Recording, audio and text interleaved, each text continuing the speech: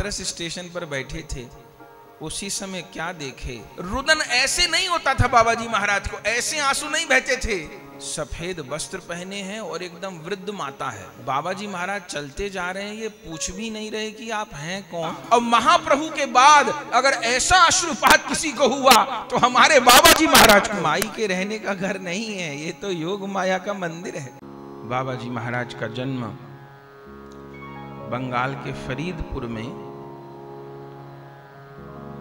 दुर्गा चरण गुप्त और देवी सत्यभामा जी के यहाँ सन 1877 में चैत्र कृष्ण षष्ठी को हुआ। बाबा जी महाराज का जन्म वैश्य कुल का है। पिताजी का नाम था दुर्गा चरण गुप्ता। वैश्य परिवार में जन्म हुआ बाबा जी महाराज का। बाबा जी महाराज के जन्म से पहले उनके माता पिता वृंदावन आए थे। दुर्गा चरण गुप्त और सत्यभामा देवी और वृंदावन आए थे, और वृंदावन में प्रतिदिन राधा रमण जी के मंदिर में वो दर्शन करने जाते थे। बाबा जी महाराज के माता पिता तो पैदल ही जाते थे दर्शन करने, तो उनके पीछे पीछे एक कोई 7-8 वर्ष का बालक पीछे पीछे उनके चलता था। जय राधे जय राधे राधे जय राधे जय श्री राधे, जय कृष्ण कृष्ण जय कृष्ण जय श्री कृष्ण, ऐसा कीर्तन करते हुए पीछे पीछे उनके घूमता था। बाबा जी महाराज का जन्म नहीं हुआ अभी। बाबा जी महाराज के पिताजी सोचते थे कि ये बालक शायद भीख मांगता है, पीछे पीछे घूमता है, तो उसको पैसा देने की, कोई सामग्री देने की चेष्टा करते थे, लेकिन वो पैसा नहीं लेता था, कोई सामान भी नहीं लेता था और पीछे पीछे घूमता था। तब बाबा जी महाराज के पिताजी ने एक दिन पूछा, बेटा तुम्हारा नाम क्या है? उस बालक ने कहा, मेरा नाम है ललता जीवन। ठीक है, कुछ बाजार से लेकर उसको देने की चेष्टा करते थे तो भी वो नहीं लेता था। एक दिन राधा रमण जी के मंदिर में गए दुर्गा चरण गुप्त जी, तब भी वो बालक पीछे पीछे। तब राधा रमण जी का प्रसाद मिला, कुलिया प्रसाद।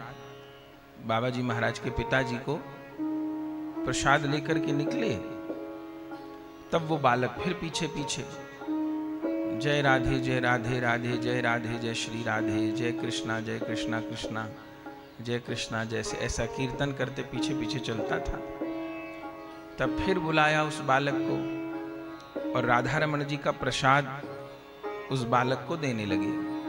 तो थोड़ा सा प्रसाद उसने लिया उसमें से, और बाबा जी महाराज के पिताजी ने बालक से पूछा कि तुम कहाँ रहते हो?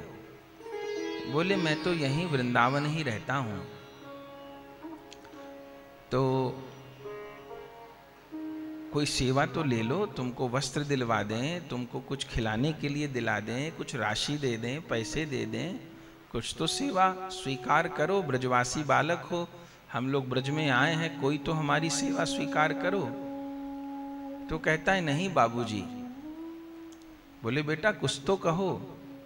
तो वो ललता जीवन क्या कहता है बाबा जी महाराज के पिताजी को, मैं आपके घर आऊंगा। तो बाबा जी महाराज के पिताजी बोले कि हम तो बहुत दूर रहते हैं बंगाल में, फरीदपुर में। उस समय भारत का विभाजन तो हुआ नहीं था, तो पाकिस्तान बांग्लादेश सब भारत में ही थे। अभी तो फरीदपुर बांग्लादेश में है। तो तुम हमारे घर, हमारा घर तो बहुत दूर है। बोले, नहीं, आप मुझे अपना पता बता दीजिए, मैं आपके घर आऊंगा। बाबा जी महाराज के पिताजी बता दिए कि ठीक है, तुम आना। कई दिन रहे बाबा जी महाराज के माता पिता और फिर लौट गए। जब लौट गए तब फिर उस बालक का स्वप्न में दर्शन हुआ बाबा जी महाराज के पिताजी को। उस बालक ने फिर कहा, मैं आपके घर आऊंगा। तब बाबा जी महाराज के पिताजी अपनी धर्मपत्नी सत्यभामा देवी को बोले, वो वृंदावन का ललता जीवन मुझे फिर स्वप्न में दिखाई दिया और कहता है तुम्हारे घर आऊंगा। अब वो 7-8 साल का बालक वृंदावन से कहां बंगाल इतनी दूर जाएगा। तो कई बार स्वप्न दिया और उन्हीं दिनों बाबा जी महाराज की माता जी गर्भवती हुई और इस बार बाबा जी महाराज की माता जी के भीतर स्वयं बाबा जी महाराज आकर के अवस्थित हुए।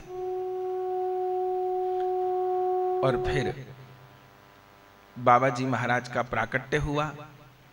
जिस दिन बाबा जी महाराज का जन्म होना था उसके पहले भी उनके पिताजी को स्वप्न हुआ कि मैं तुम्हारे घर कल आऊंगा, और तभी बाबा जी महाराज जन्म ले लिए। तो माता पिता को यह निश्चय हो गया कि कोई ब्रजवासी, कोई ब्रज परिकर ने ही हमारे घर में पुत्र रूप में अवतार लिया है। तो बाबा जी महाराज अवतारी पुरुष हैं। कल हमने सुना था कि अपने यहाँ जो संपूर्ण गुरु परंपरा है, गुरु आचार्य वर्ग हैं, ये सब ईश्वर कोटि के हैं, कोई साधन सिद्ध नहीं है। बड़े बाबा महाराज, सखी माजी बाबा जी महाराज, गौरांगदास बाबा जी महाराज, पूज्य रजनी बाबा महाराज, पूज्य गुरुदेव भगवान, ये सब अवतारी पुरुष हैं, कोई साधन कोटि वाले महात्मा नहीं है। जन्म हुआ उस समय धीरे धीरे बालक बड़ा हुआ। माता पिता ने नाम रखा राधिका। बाबा जी महाराज का बाल्यकाल भी बहुत विलक्षण रहा। धीरे धीरे बड़े हुए।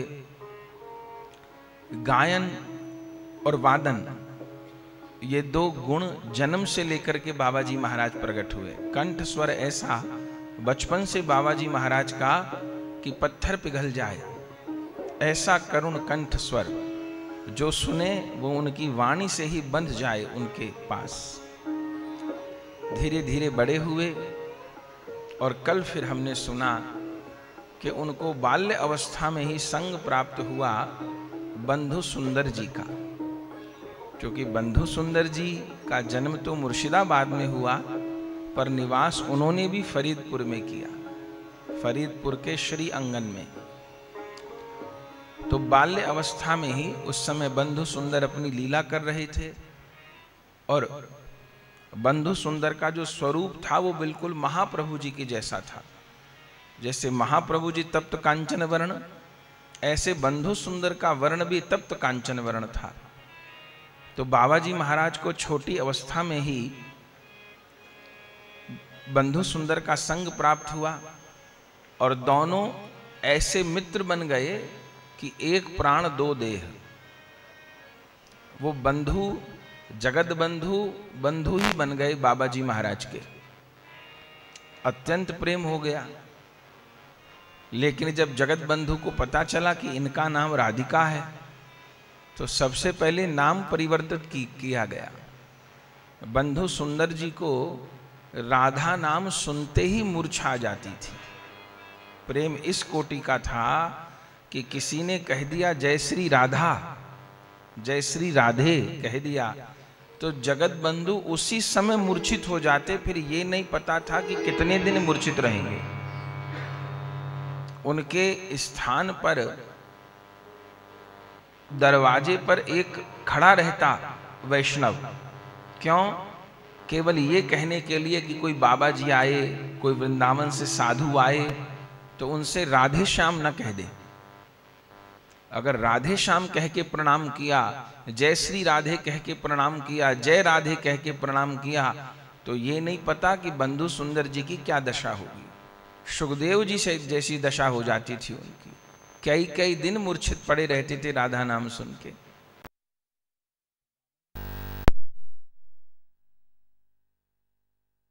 सारिका, सारिका, सारिका, सारिका बोलते थे उनको। फिर उनके साथ बहुत समय तक रहे बाबा जी महाराज।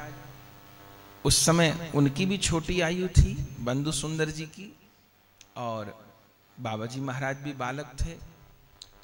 बंधु सुंदर जी ने बाबा जी महाराज को कठिन वैराग्य की शिक्षा प्रदान की। चरित्र में लिखा है कि इतनी कठिन उनको ब्रह्मचर्य की, वैराग्य की शिक्षा दी कि दिन में केवल एक समय उबला हुआ भात लेना है और जल, नीम के पत्तों का जल पीना है। और जिस समय कठोर साधना करवाई बाबा जी महाराज से, उस समय तो सोना बिल्कुल बंद। केवल रात को भी सोना है तो कैसे, दीवाल के सहारे बैठे बैठे 1.5 घंटा 24 घंटे में केवल दीवाल के सहारे बैठे बैठे आंख बंद करके योग निद्रा लेनी है, वो भी नाम जप करते हुए। लगभग 15 वर्ष बंधु सुंदर जी का संग मिला। लेकिन आश्चर्य ये, जिन बंधु सुंदर जी ने कितनों को दीक्षा प्रदान की, कितनों को अपना परिकर बनाया, जगत बंधु तो अवतारी पुरुष हैं, लेकिन बाबा जी महाराज को दीक्षा नहीं दी बंधु सुंदर। माने वो पहले से जानते थे कि ये किसके परिकर हैं। न तो 15 वर्ष साथ रहे, और ऐसे साथ रहे, एक प्राण दो देह की तरह साथ रहे, तो इतने जन को दीक्षा दिए बंधु सुंदर और समर्थ पुरुष हैं, तो बाबा जी महाराज को नहीं दे सकते थे क्या? ना, बाबा जी महाराज को नहीं दी। उनके साथ मित्र जैसा व्यवहार, दोनों बालकों की तरह खेलते आपस में। एक बार महामारी फैली बंगाल में, प्लेग फैला, तो बंधु सुंदर बाबा जी महाराज को बोले, सारिका, ये जो महामारी आई है ये दवा से दूर नहीं होगी। तो कैसे दूर होगी? बोले, अब गली गली नगर नगर में घूम करके हरिनाम संकीर्तन करना होगा। हरिनाम संकीर्तन के द्वारा ही इस महामारी का नाश होगा। तब बाबा जी महाराज बंधु सुंदर जी के साथ में गली गली में घूम करके नाम संकीर्तन किए और उस महामारी का शमन हुआ। तो 15 वर्ष का संग प्राप्त हुआ और बंधु सुंदर जी की आज्ञा से बाबा जी महाराज वृंदावन आए। अभी बड़े बाबा से दीक्षा नहीं हुई, उसके पहले बाबा जी महाराज वृंदावन आए। आज्ञा की बंधु सुंदर जी ने कि अब तुम वृंदावन जाओ। वृंदावन जाए बिना युगल प्रेम का छींटा नहीं पड़ेगा। ये जो श्रीधाम वृंदावन है, ये युगल की विहार स्थली है। जिसको राधा गोविंद को पाना है, जब राय रामानंद ने भी प्रश्न किया, महाप्रभु जी ने प्रश्न किया राय रामानंद जी को कि वैष्णव को कहाँ वास करना चाहिए, तो राय रामानंद जी यही कहे कि ब्रज भूमि श्रीधाम वृंदावन में ही वैष्णव को वास करना चाहिए। तो बंधु सुंदर जी बाबा जी महाराज को वृंदावन जाने की आज्ञा किए कि अब जाकर के वृंदावन वास करो। बाबा जी महाराज उस समय केवल 14-15 वर्ष की आयु थी। उस समय बाबा जी महाराज की गाड़ी में बिठा दिया और ये नहीं पता कि कहाँ जाना है, कुछ नहीं पता। वो बंधु सुंदर कहे जाओ। बाबा जी महाराज एक बार पूछे कि आप मुझे वृंदावन भेज तो रहे हो, लेकिन वहां मुझको करना क्या है, मुझको रहना कहाँ है, ये तो आज्ञा करिए। तब बंधु सुंदर कहे कि वृंदावन चिन्मय भूमि है। श्रीधाम वृंदावन का आश्रय जाकर के ग्रहण करो, वहां लीला शक्ति कार्यरत है। तो जो वृंदावन धाम का आश्रय लेगा युगल प्राप्ति के उद्देश्य से, किसी और उद्देश्य से वृंदावन आएगा, खाने के लिए, कमाने के लिए, कुछ और काम के लिए, तब तो नहीं। लेकिन जो युगल प्राप्ति के उद्देश्य से श्रीधाम वृंदावन आएगा, तो श्रीधाम वृंदावन ही उसकी सब व्यवस्था करेंगे। जो लीला शक्ति है उनको कौन चीज प्राप्त करानी है वो श्रीधाम वृंदावन लीला शक्ति स्वतः उनको प्राप्त करा देंगे, तो तुम सोचो मत, जाओ। तो बाबा जी महाराज को आज्ञा किए बंधु सुंदर। तो बाबा जी महाराज गाड़ी में बैठ गए।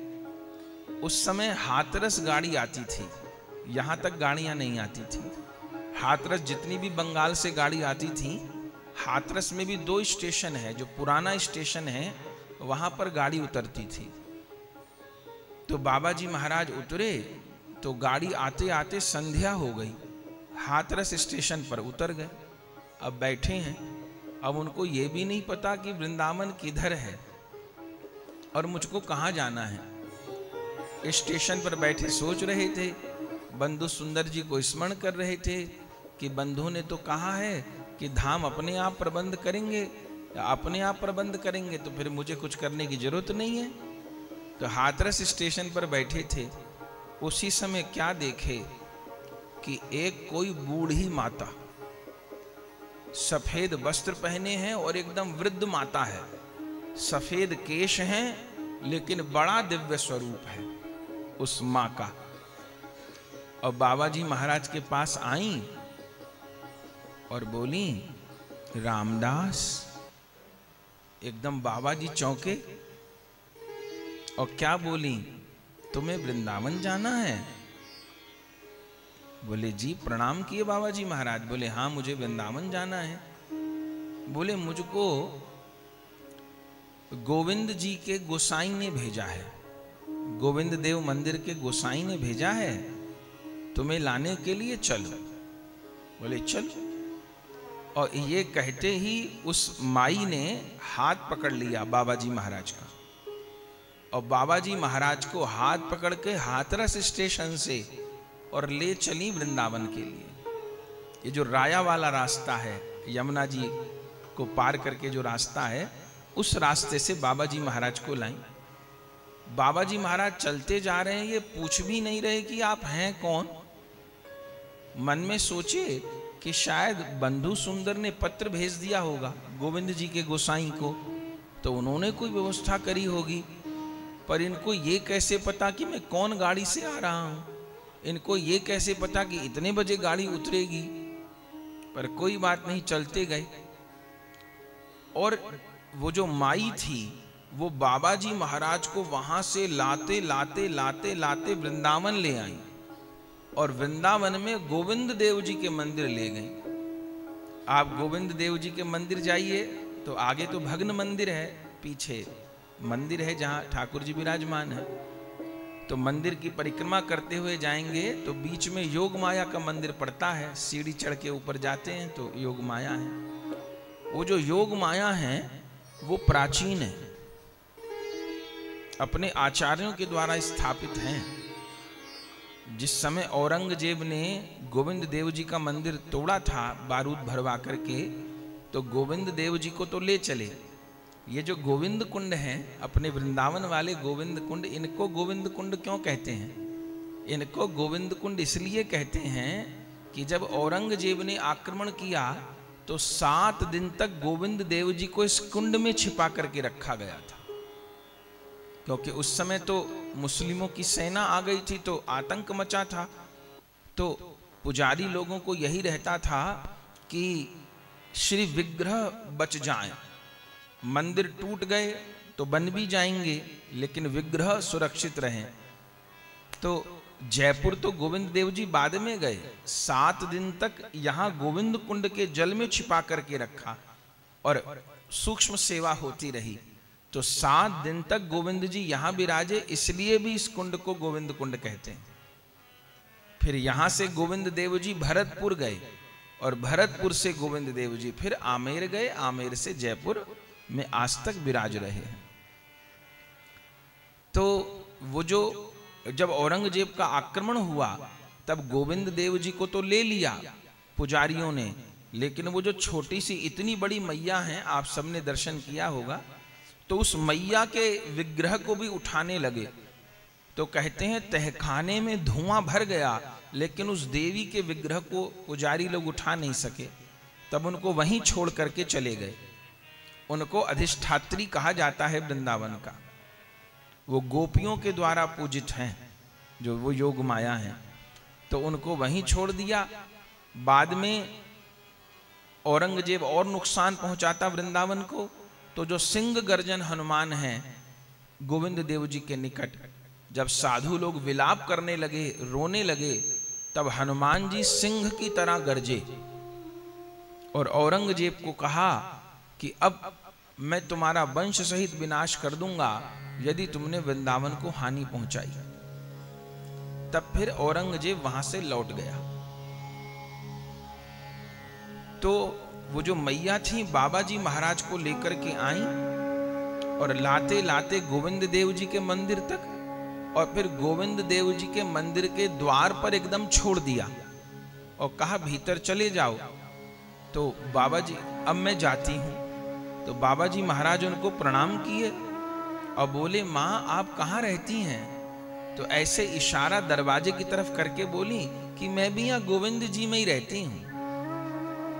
तो बाबा जी सोचे कि कोई माई रहती होगी और गोसाई जी ने भेजा होगा। तो बाबा जी महाराज फिर भीतर गए, मंदिर में गोसाई जी थे, उनको प्रणाम किया और उसी दिन पत्र पहुंचा था। बंधु सुंदर जी ने पत्र तो लिखा था पर उसी दिन पत्र पहुंचा था।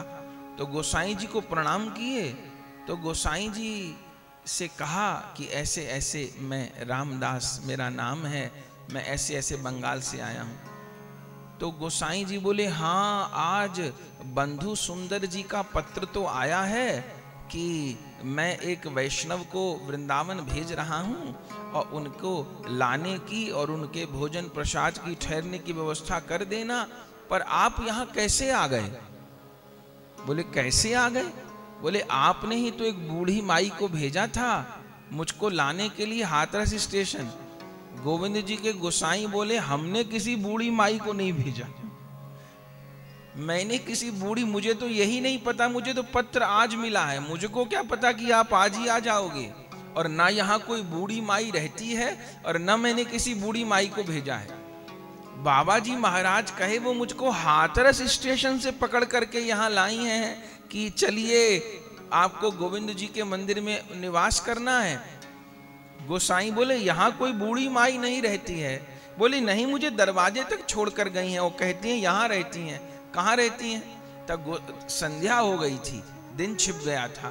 तो लालटेन लेकर के गोसाई जी बाहर आए, बताओ कहाँ रहती है माई? तो बाबा जी महाराज एक दरवाजे की तरफ इशारा करके कहे कि वो माई इधर ही गई थी, कहती है मैं इधर रहती हूँ। तब गोसाई जी के नेत्र भर गए और बाबा जी महाराज से बोले ये किसी माई के रहने का घर नहीं है, ये योग माया का मंदिर है। ये किसी माई के रहने का घर नहीं है, ये तो योग माया का मंदिर है। तब बाबा जी महाराज जब भीतर गए योग माया का दर्शन करने के लिए, तो जो वस्त्र में दर्शन हुआ था स्टेशन पर माई का, योग माया देवी ने वही वस्त्र पहने हुए थे। तब बाबा जी महाराज चरणों में पड़ गए हैं, बार बार प्रणाम कर रहे हैं और बंधु सुंदर जी की बात याद आ रही है।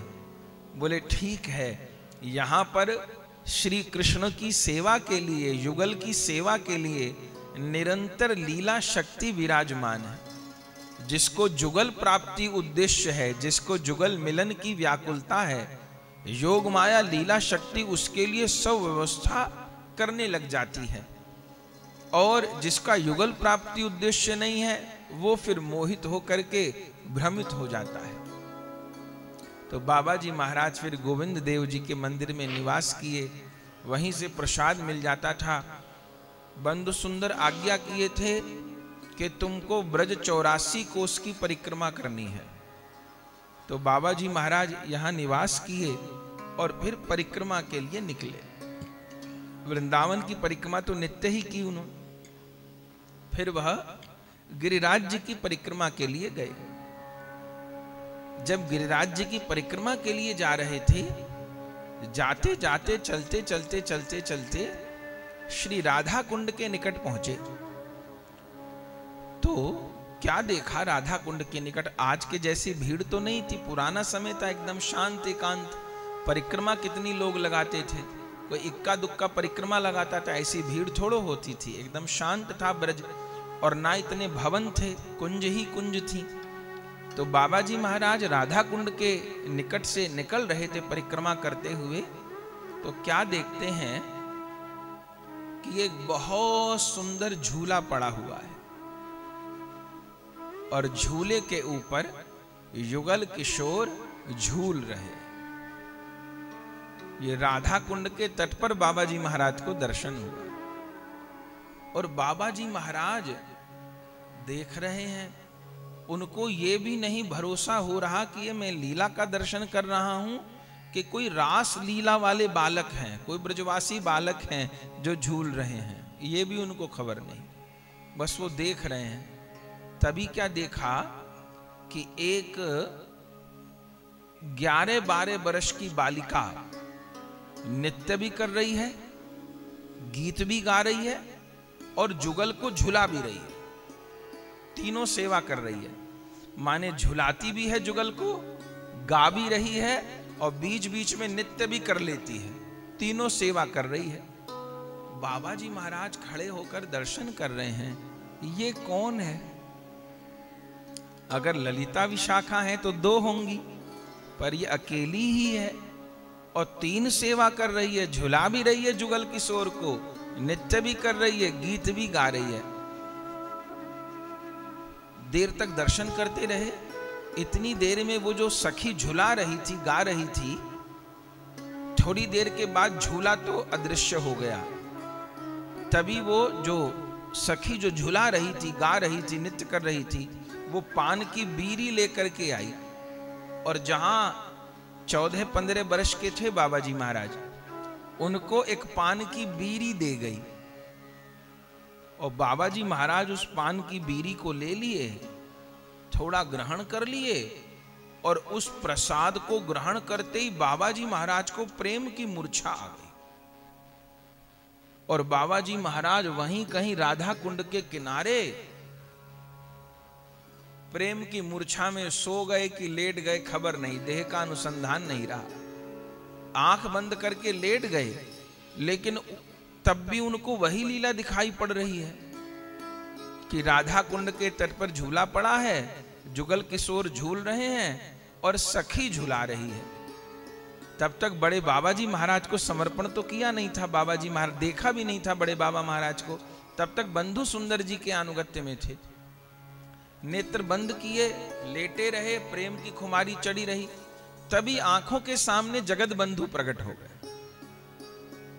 तो जगत बंधु से ही पूछ रहे बाबा जी महाराज कि बंधु सुंदर, ये कौन थे?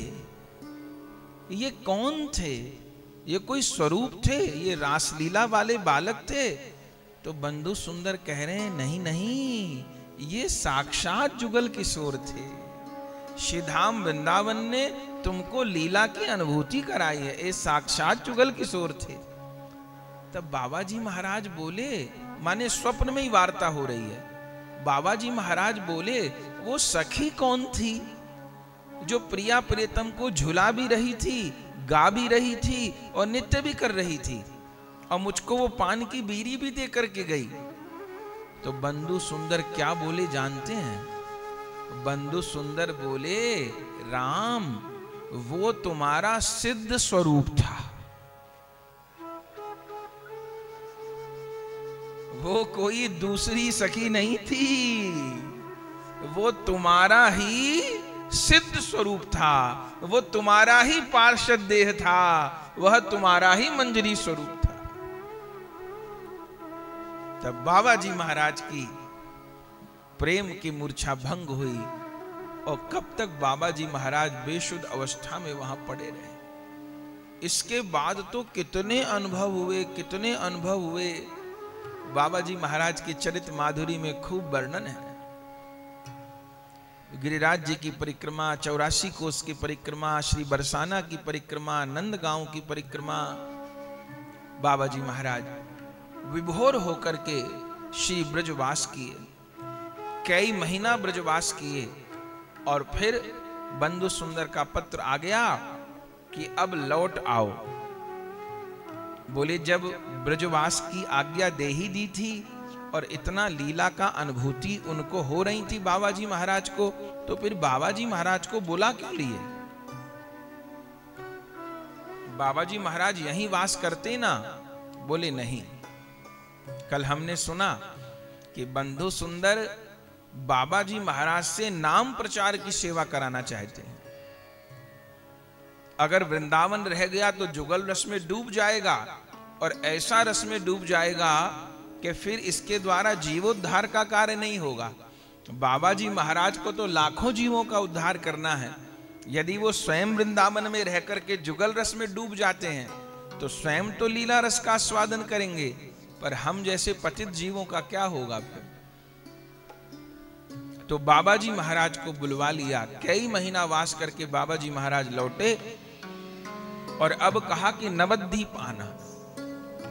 तब बंधु सुंदर ने बाबा जी महाराज को नवद्वीप बुलवाया था, और उन दिनों नवद्वीप में ही श्री बड़े बाबा महाराज लीला कर रहे थे।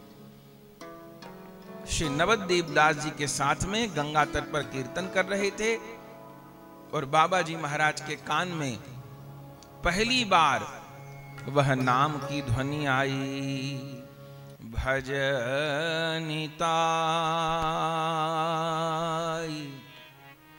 गौर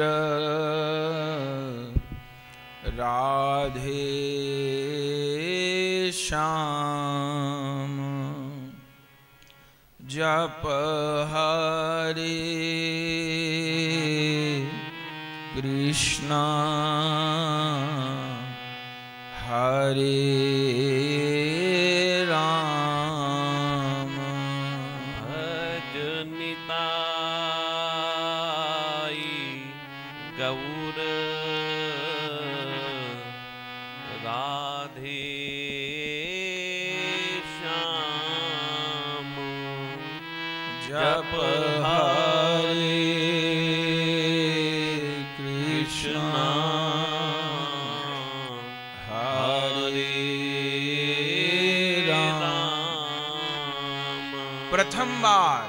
प्रथम बार उपदेश मंत्र बड़े बाबा महाराज के मुख से ही सुना बाबा जी महाराज ने। उस समय 15 वर्ष की आयु है, और चौंक के, जैसे उपदेश मंत्र कान में गए तो चौंक गए, उसके पहले सुना नहीं था। बड़ा मधुर स्वर बड़े बाबा महाराज का, भजनिताई गौर राधे श्याम, जप हरे कृष्णा हरे राम, भजनिताई गौर राधे श्याम, जप हरे कृष्णा हरे राम,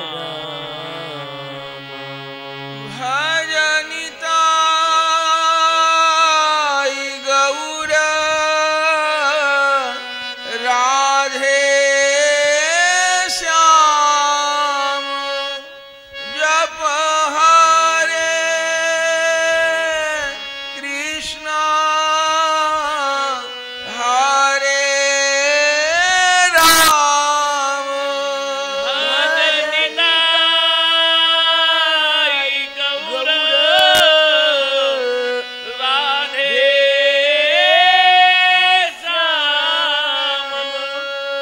जप हरे कृष्णा हरे राम,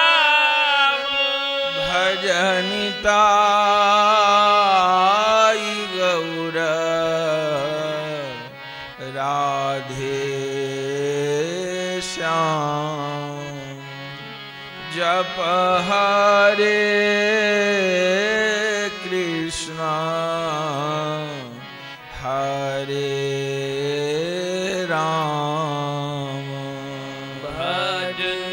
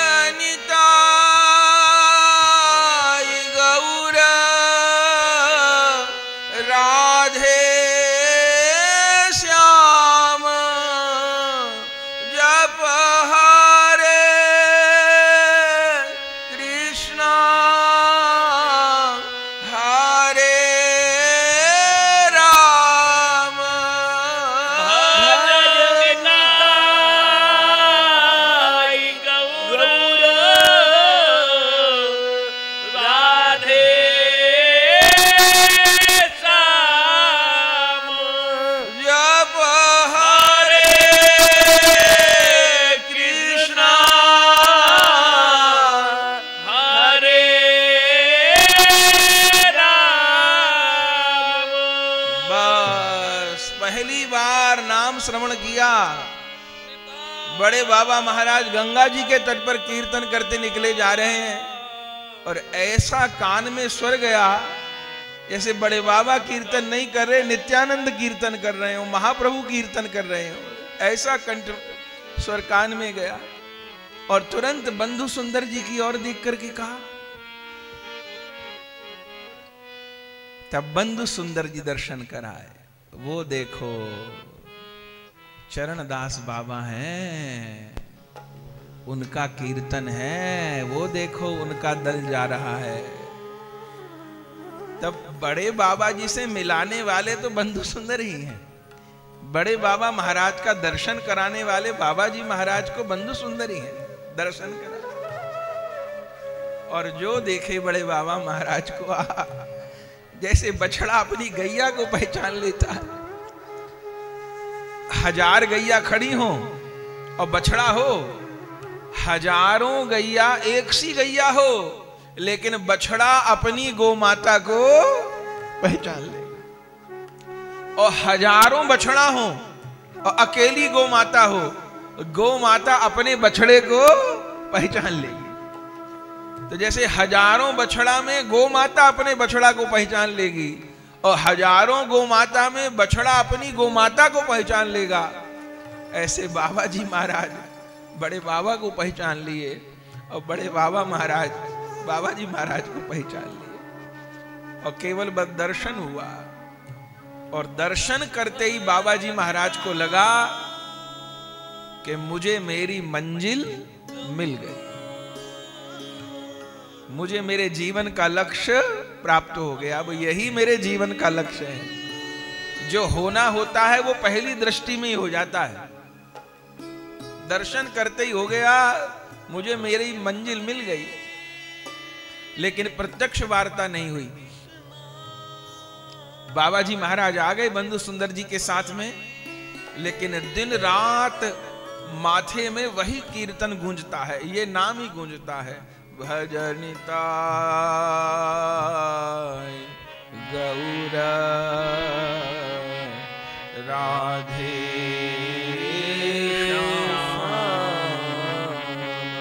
जपहरे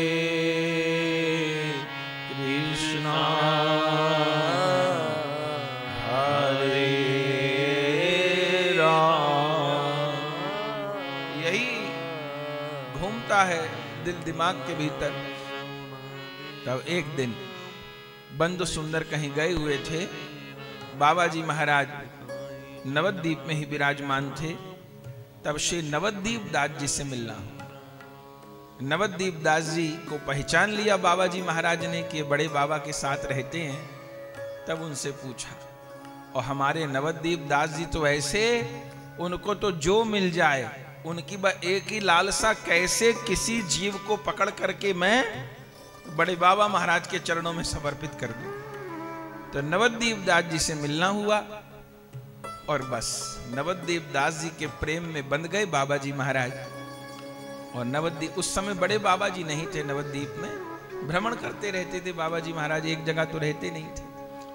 तो नवद्वीप दास जी कहे, मेरे दादा आने वाले हैं, इस बार मैं अपने दादा से मिलवाऊंगा। तुमको मुझे प्राप्त करके इतनी प्रसन्नता हो रही है। नवद्वीप दास जी ने कहा, मैं तो बिंदु हूं और मेरे दादा प्रेम के सिंधु हैं। मैं बिंदु हूं, मेरे दादा सिंधु हैं, उनको प्राप्त करके तुम निहाल हो जाओगे। और शुभ समय में बड़े बाबा जी महाराज पधारे। और उस समय बाबा जी महाराज नवद्वीप परिक्रमा को जा रहे थे, बड़े बाबा महाराज। तभी रामदास बाबा जी आए और नवद्वीप दास जी रामदास जी को लेकर के बड़े बाबा के चरणों में समर्पित किए। बाबा जी महाराज प्रणाम करने को हुए। उसी समय बड़े बाबा जी महाराज, आओ भाई राम आओ। रामदास बाबा जी को हमेशा क्या कहे, भाई भाई। इसलिए बाबा जी महाराज अपने चरित्र में कहते हैं, बोले मुझे बंधु सुंदर मिले बंधु की तरह, मुझे कभी गुरु नहीं लगे। वो बंधु सुंदर मिले बंधु की तरह। और बड़े बाबा कैसे मिले, बोले बड़े बाबा गुरुदेव हैं, प्राणाराध्य हैं, लेकिन बड़े बाबा मिले मुझे बड़े भाई की तरह। और भैरव चंद्र गोस्वामी, बाबा जी महाराज के 12 शिक्षा गुरु हैं। भैरव चंद्र गोस्वामी मिले मुझे पिता की तरह, जो सबसे उनका आत्मीय संबंध, बंधु सुंदर बंधु की तरह, बड़े बाबा महाराज बड़े भाई की तरह, भैरव चंद्र गोस्वामी पिता की तरह। ऐसे जैसे बाबा जी महाराज को बड़े बाबा देखे, आओ भाई राम, और कंधे पर हाथ धर दिए। बालक ही थे बाबा जी महाराज, तो बड़े बाबा कंधे पर हाथ रख दिए और बोले चलो परिक्रमा में। उस समय परिक्रमा में जा ही रहे थे बड़े बाबा महाराज, कंधे पर हाथ धर दिए, चलो परिक्रमा में। और बाबा जी महाराज जैसे चले तो कहे, अरे राम कुछ कीर्तन सुनाओ भाई, कुछ कीर्तन सुनाओ। तब बाबा जी महाराज प्रथम कीर्तन यही बड़े बाबा जी महाराज को सुनाए। हरि बोलो रे भाई, हरि बोलो रे भाई, गौरांग गदाधर वसु जानवानिता, गौरांग गदाधर वसु जानवानिता, जानवानिताई वसु जानवानिता, जानवानिताई वसु जानवानिता, सीता अद्वैत गोसाई वसु जानवानिता, सीता अद्वैत गोसाई वसु जानवानिता, हरि बोलो रे भाई, हरि बोलो रे भाई, हरि बोलो रे भाई, हरि बोलो रे भाई, गौरांग गदाधर वसु जानवानिता, गौरांग गदाधर वसु जानवानिता।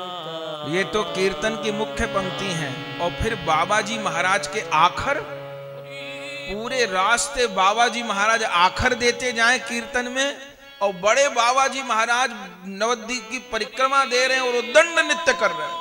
झर झर झर झर झर आंखों से अश्रुपात हो रहा है, लाल हो गई बड़े बाबा जी महाराज की आंखें, और बार बार रामदास बाबा जी को आलिंगन दे दे के कीर्तन करते, आलिंगन दे दे के कीर्तन करते।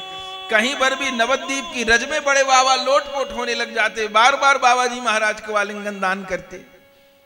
और जब कीर्तन पूरा हुआ तो बाबा जी महाराज को गोद में बिठा लिए बड़े बाबा महाराज, और सिर पर हाथ दे के बोले, भाई आज तो बहुत सुख दिया, अरे भाई राम आज तो बहुत सुख दिया, निताई चांद तुम पर कृपा करें, तुम्हारे प्रेम धन की रक्षा करें, तुम्हारे प्रेम धन में और उत्तरोत्तर वृद्धि हो। अरे भाई राम बहुत सुख दिया, बहुत सुख दिया, बहुत सुख दिया।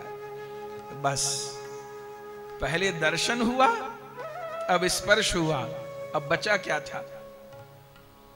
लौट करके बाबा जी महाराज आए, बंधु सुंदर के पास पहुंचे। बंधु सुंदर ने कहा, कहां गए थे? तो बाबा जी महाराज कभी जीवन में असत्य संभाषण नहीं किए गुरु लोग से। कहां गए थे? बाबा जी महाराज कहे, जिनका आपने दर्शन कराया था उन बड़े बाबा महाराज के पास। क्या हुआ? आज मैंने उनके साथ नवद्वीप परिक्रमा की और उनको कीर्तन सुनाने का अवसर मिला। उनका स्पर्श करते ही मेरी देह जाने कैसी हो गई। जैसा अनुभव मुझको श्रीधाम वृंदावन में जुगल किशोर का दर्शन करके, उस स्वरूप का दर्शन करके हुआ, वही दर्शन, वही स्पर्श सुख आज बड़े बाबा महाराज का दर्शन करके हुआ। उन्होंने गोद में बिठा करके दुलार किया, बार बार मुझसे कह रहे थे, भाई राम आज तो बहुत सुख दिया, बहुत सुख दिया। बंधु सुंदर जी हृदय से लगा लिए बाबा जी महाराज को, और क्या बोले, राम अब अवसर मिले तो खोना मत।